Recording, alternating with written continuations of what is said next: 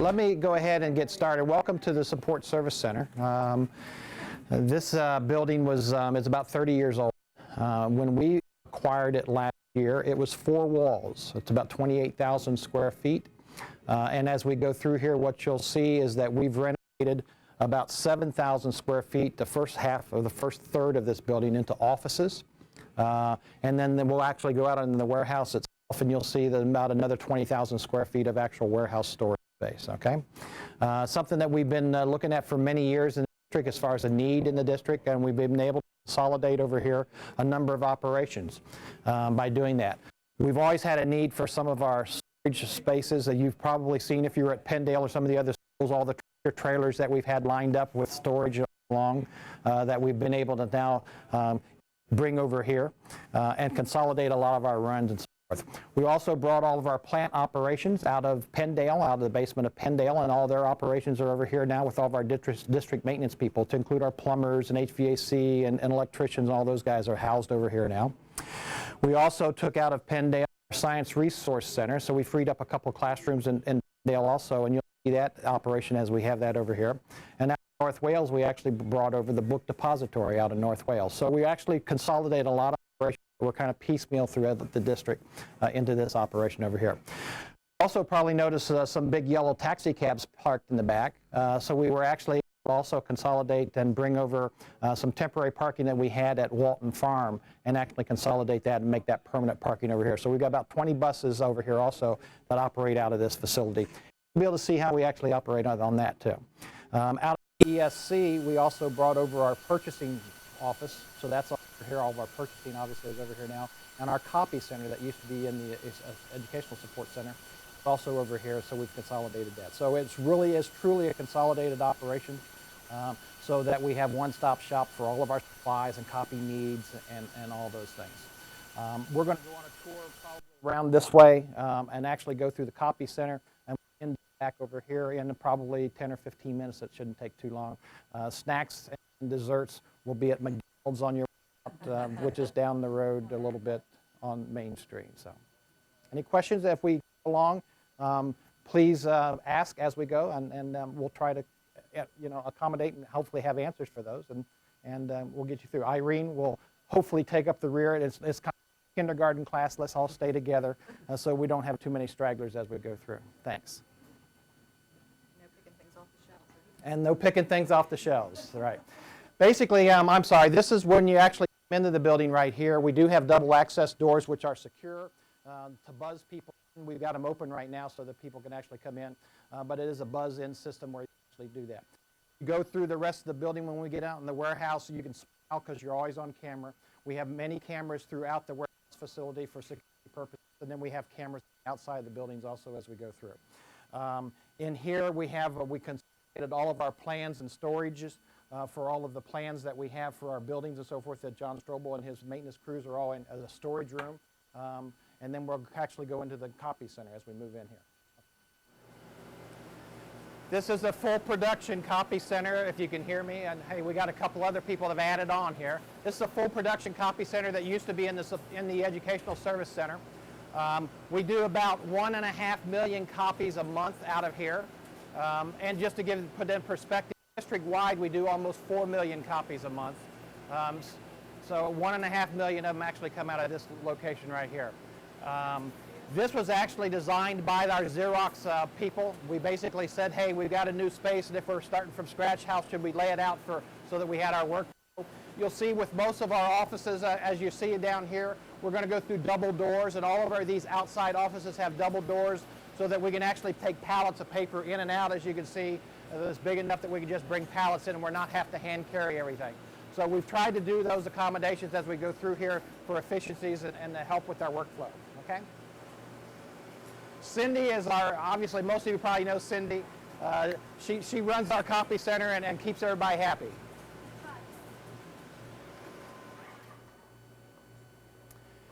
As we come out into the warehouse proper, we have several doors on my right-hand side to your left. As we go down, you'll see the big bay doors. We have 7 bays where we actually receive our tractor trailer loads of stuff, and that's where we do most of our offloading. We do have a small door over here that we can actually receive or actually use this also for small shipments and so forth.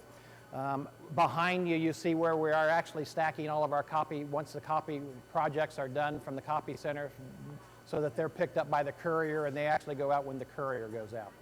You'll also see as we go through here, some of these areas are set up for some of our maintenance people as they actually have different work areas for some of the things that they need, whether it's woodworking or whatever it is.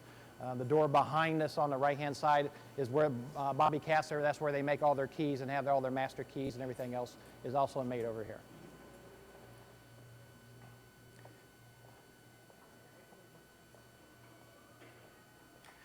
The Science Resource Center, I'm going to let you peek your head in here. They're off today, but just to peek your head in here to see how this is set up. Our Science Resource Center is our MISE program where they put together, as you see these bins that you have behind you and some of the stuff in there, that's where they actually put these bins together for all of our science teachers in our elementary schools. So how many classrooms did Penndale regain? Two. Yep. As we move into the warehouse proper itself, these bins and so forth that you see right here are what we just talked about with the Science Resource Center. As they put kits and so forth together, they stack them out here and then they actually go out to the elementary schools. Most of them are out in the elementary schools right now. As they finish up their projects in this next semester, they will actually come back in here and we'll restock them and everything and get them ready for next year is what we have. On my left to your right as we pass over here is the book depository, which used to be at North Wales. We've actually now have consolidated all of our books over here. We're actually putting those all in our computer system also. And those are also then delivered on a daily basis on our courier run for people that need books and book replacements and so forth. The workbooks and so forth go basically primarily to the schools, and these are replacements, and these are other workbooks that are necessary as we have additional people or additional students are added throughout the year. Okay? All of this that you see out here, and especially behind me, we have a computerized system that tracks all our stuff, all of our warehouse items, our inventory items. Some of you may be used to using that actually, where you can actually order the warehouse items and where they actually do the deliveries. Our deliveries made on a weekly basis to each one of our schools, and that way you don't have to stock everything in the school. We can actually stock them right here. And as long as you keep, what we try to convince our principals is that as long as you keep about a 2-week supply on hand, that's all you need, because you're going to have a weekly delivery to your school anyway, and you can actually order on a weekly basis. Not only does it actually save space in the schools, it also helps as far as turnaround on equipment, on the supplies and stuff that have expiration dates, such as pencil or markers and crayons and stuff like that, chalk and all that kind of stuff, which gets old. Even paper gets old after a while. And we can turn it over a lot more here on a district-wide basis than what you're actually doing in the school. So it becomes a much more efficient operation. Okay? You'll see also on my left-hand side, your right-hand side, what we call our cage area. We're going to walk briefly through there.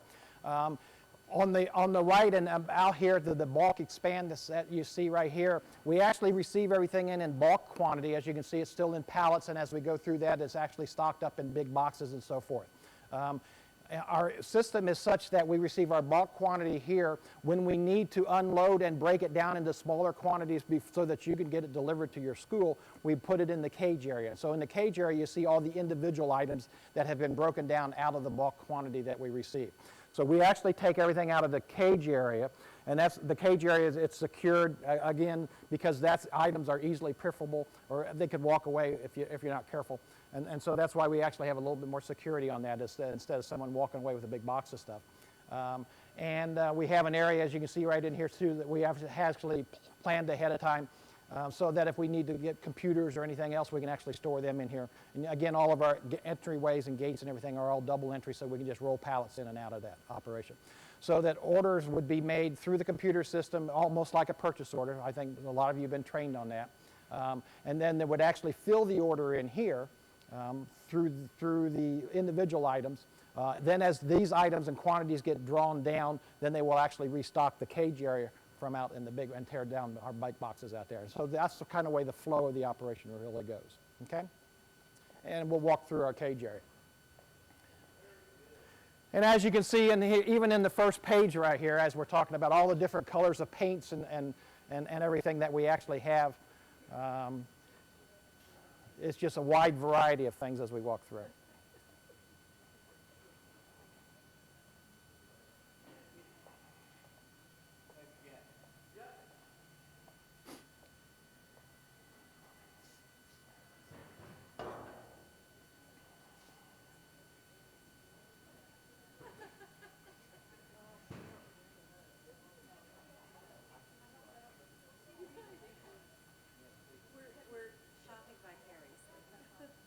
Well, one of the things that we hope to do here in the next several weeks is to actually make this inventory and our warehouse inventory web-based so that you can actually go on the website and see what we actually carry, even if you're not one of the persons that actually places the order. So if you're a classroom teacher or whatever and you don't even know if we carry that type of stuff in the warehouse, you actually be able to go on and check our different catalogs.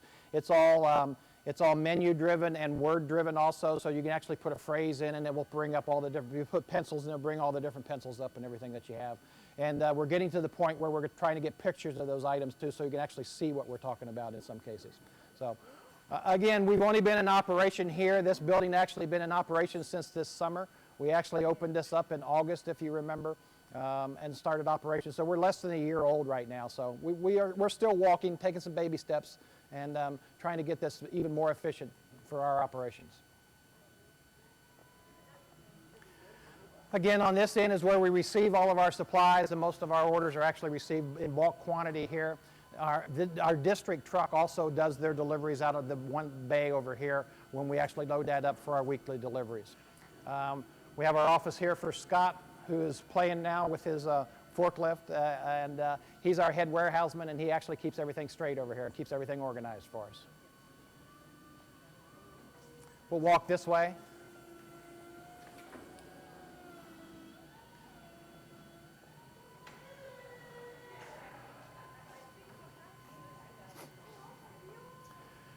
Again, what you will notice as you look down the aisles is that, first of all, we're pretty well stocked. And you wonder where all this stuff was before we had a warehouse. And like we talked before, was outspread in different parts of the district and everything. You'll notice that everything is also labeled so that we know that on the computer system, when we say we need a pallet or a carton of whatever it is of widgets, we know where those widgets are actually located, and we'll actually go get those widgets. Okay? We have over here not only our general supplies for all of our operations and our secretarial supplies and school supplies, but we'll also have all of our custodial supplies are over here also. So all of the trash bags and everything else that our custodians use are also located over here. And we're in the process of incorporating and hope to have by this summer, we will actually have incorporated a lot of our food service supplies also. So again, this will truly be a one-stop operation so that when we're going to the building on those weekly deliveries, we're not only delivering the classroom supplies and the secretarial supplies that the teachers asked for, but also what the custodian has asked for and what food service needs for their canned goods for the next week, and as we go through that process. We've also, one of the widgets that we have over here, we actually put in a ramp in this last area where we can actually drive a vehicle. Some of our vans, for example, when we're talking about food service or anything, can actually drive up here and load up and then make their runs and so forth. Okay? And we'll just walk down one of these aisles. Nothing special about any aisle that you see. As we come down to this corner of the building right here, right behind me, this is our district maintenance and our district maintenance people, where they now keep all their supplies. Again, as I indicated before, they were in the bottom of Penndale. We're going to reclaim that space in the bottom of Penndale for some professional development. We're probably going to put coaches and so forth over there so that they have a space, and we can actually free up 2 more classrooms in Gwynedd Square or where they are located right now. And so our coaches and so forth will go over there and have their own space. But all their stuff has been located over here now. This is where they keep all their supplies in this corner. And then we'll actually walk around and go around, and we'll actually see where they actually work also in their working space. Okay? No questions yet. We're going into one of the maintenance shops right here. This is where they do a lot of their work and repair items before they take it out to the buildings if they need to do anything. Again, as you'll notice, we have the double doors both in and out of all these buildings, out of all these workshop areas, so that they actually bring pallets and so forth.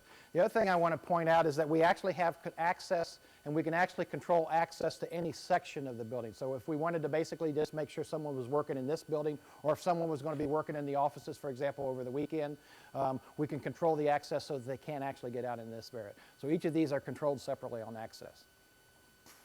Technology is amazing when it works. Huh? This is what used to be in the bottom of Penndale, again, one of their work areas, and they just basically, this is where they do a lot of their work. I think not much else can be said. I'm going to let you take a peek outside the back also here, while we're here. And as you're peeking out the back, what you're going to see is we have a covered canopy with all of our district maintenance vehicles. A lot of them are out on the road right now because they're still working today. But you'll see where we actually have all these vehicles that used to be over at Pale. And then behind that is our buses, the 20 buses that we have. Again, each of these are controlled. They have card access that you can get into. So we know who's in here, when they're in here. And the same with our bus drivers. We have access for our bus drivers can get into the lounge, which is the next building or the next shop that we're going to go to after we live here. So if you want to just take a peek out, it's cold out, but just to give you an idea of what it looks like on the outside, on the back side here. That's all right. You're supposed to say I have big brooms. Yeah, well, we do have You big have big brooms. brooms. Unfortunately, we have 80-year-old bus drivers. We'll go into the lounge and lunchroom in the next area. No, it's more of a lunchroom. Lounge is probably a little overstated.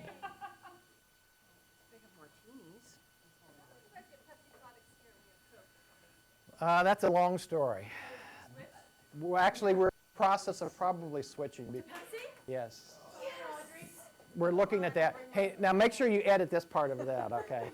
We're looking at that because COVID basically terminated our contract as far as being able to provide us vending revenue and everything. When they did that, I said, okay, let's contact Pepsi. This is our first Pepsi product, and we're probably going to end up replacing them is what we're probably doing. Yeah. This is, our lounge was probably an overstatement. This is our lunchroom area. We have our main latrine facility, our bathroom facilities. My military's breaking again a little bit. Our bathroom facilities here. We also, as you can see, we have a time clock where our bus drivers actually clock in and out, just like they do at the bus garage. That's all electronically captured then and now, automatically sent to our payroll system so that we actually can upload all that into the payroll system without any hand intervention. Okay. The next area we're going into is out in basically where we started. Here we have our main offices with Dave and Mark and John, their offices, and Jerry's office are over here. The area that we're standing in right now, Jerry's sick today. So. Yeah. Yeah, she's disappointed because she was going to do I'm the stand-in guide. I'm not as pretty as what the original guide would have been. No, I'm not. I'm not here. So I'm kind of the stand-in right now. But as you can see, we have kiosks set up because we have so many people through here, not only our maintenance people, but our bus people and everything else. We actually have kiosks set up here so that they can actually log on, check their work orders or whatever the case may be. It is internet connected, that's correct. Yeah. So it's all fully operational that they connect that way too. Okay. Our new Safe Schools coordinator, Ray Wilson, hangs his hat right here also. And total plant operations really is out of this building now that used to be in. Okay. And we're back to our original place. I think what we left off is we do have a small conference room over here that we actually use for opening bids and when we're meeting with contractors and other people like that.